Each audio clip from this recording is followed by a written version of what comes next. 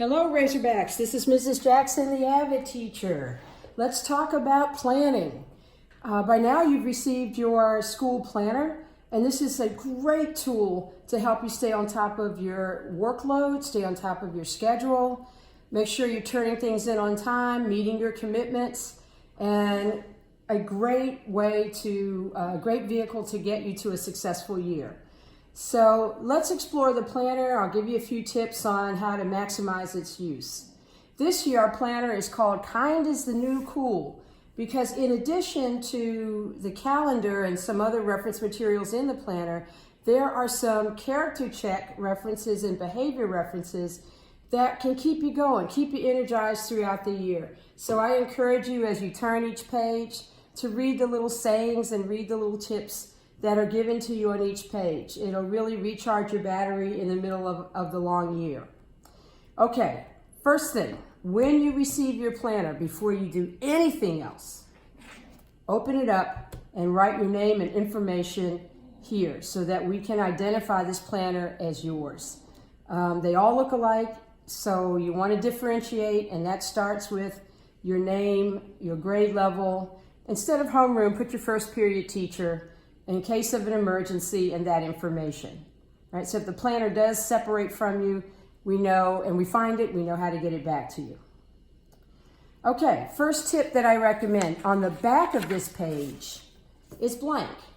So use it. I use it as a quick reference. My schedule's here, perhaps your teacher's name, your teacher's email, tutorial times, any other references to classroom websites or resources that you will need to refer to. This can be just a quick reference when you need it. So don't forget this blank page is here, and use it as you deem necessary throughout the year.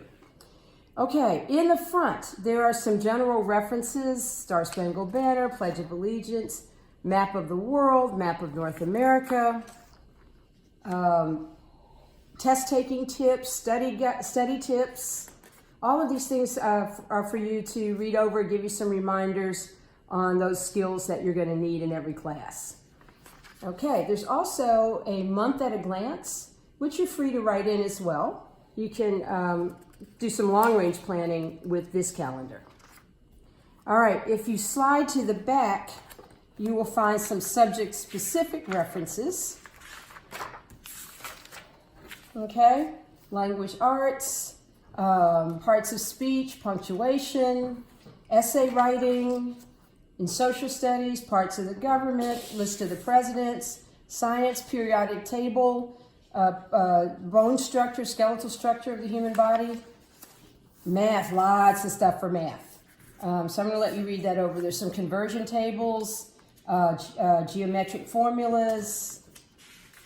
Okay, we're going to math and science here.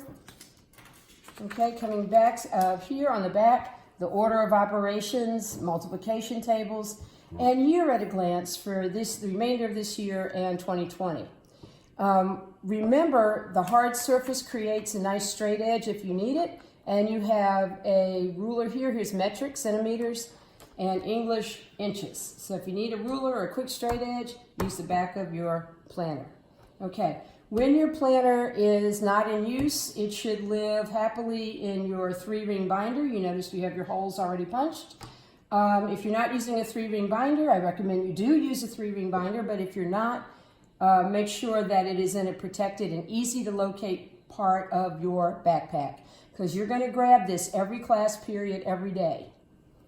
Okay, let's go to our weeks.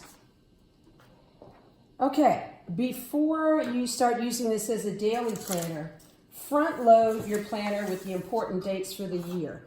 Go to the website, pull down the school calendar, and take a look at the days that we have holidays, early release days, here especially star testing days, and beginning and end of grading periods, and write that down in your calendar.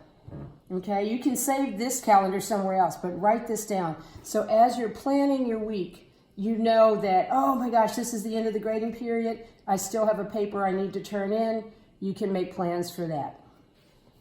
Okay, once you have front-loaded your big dates from here, you're ready to use this as a daily planner. Okay, so let's start. I have July here, and let's go to August real quick. Okay, we started school on August 15th. Notice I noted that that was the first day of school. And then we're going into this week. Okay, each page has 7 blocks. Here are your 4 core subjects, and then you have 3 blank blocks that you can add your electives. So if you have, say, AVID, maybe you have art, maybe you have choir. And the one thing that you have to pay attention to is to make sure that you're using your elective blocks. So you would just handwrite AVID, art, choir, and then you would do the same thing over here, AVID, art, choir. Okay, and now you're ready to plan. So how do you do this? So when you go to your class, let's say you go to math class, there are about 3 things you want to write down in every class, okay? The first thing is you want to note what you learned in class that day. So let's say you go to math and you're learning how to solve multi-step equations. So you're going to write that down, okay? How to solve, and you can abbreviate, how to solve multi-step equations. All right, and you are creating a learning log now. So you're tracking each class, what you learned, so you can go back and say, yeah, I got this, or I'm really still confused about this, and that can lead you into the questions that you need to ask your teacher or the questions that you need to bring to your tutorials.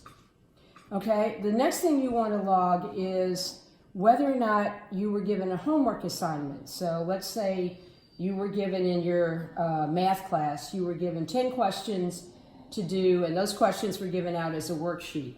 So you can abbreviate here, you can write homework, and you can write worksheet, and 10 questions. Okay, and when is it due? Let's say it's due Wednesday. Due Wednesday's the 21st. So Wednesday, 21. Okay, I might put an arrow right here indicating that it's a continuing assignment. But then I want to come over here for Wednesday the 21 and remind myself that homework from Monday is due. Okay? And so I also know that somewhere between Monday and Wednesday, I have to schedule time to do this. So maybe I'm going to do this Tuesday night. Nope, Tuesday, oh, look down here, I have a game.